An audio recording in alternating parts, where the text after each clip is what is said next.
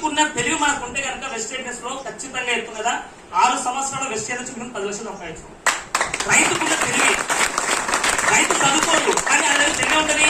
First water check చేస్తాడు, తర్వాత ఆ పొలం దున్నుతాడు క్లియర్ గా. దున్నినాక ఏం చేస్తాడు? గింజలు వేస్తాడు.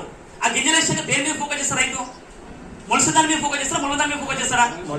మనమే ఫోకస్ చేస్తాం.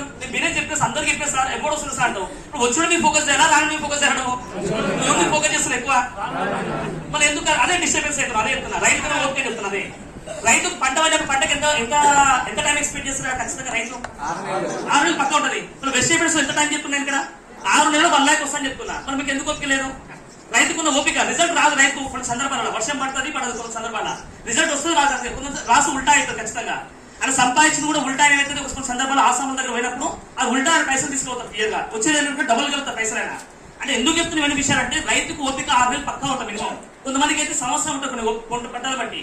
కొంతమంది ఏం చేస్తారు, ఓపిక ఉండడం ఏం చేస్తారు, డబ్బులు ఏం చేస్తారు, పంట బదులు ఏం చేస్తారు, తోటలు 3 ఏళ్ళు 5 ఏళ్ళు ఓపిక ఉంటాలకి. తర్వాత ఏమవుతుంది, ఆ పండ్లు చెట్లు మొత్తం మన మొలకలు కాస్త చెట్లు మొత్తం అయిన తర్వాత కాయలు మొత్తం కాసినాక ఏం చెప్తుంది, అతను కూర్చున్న దగ్గర డబ్బులు సంపాదించు క్లియర్ గా. ఆ చుట్టూ మొత్తం కంచి వేసుకుంటారు ఖచ్చితంగా. ఎందుకంటే కంచి ఎందుకు వేస్తాడు వాళ్ళ?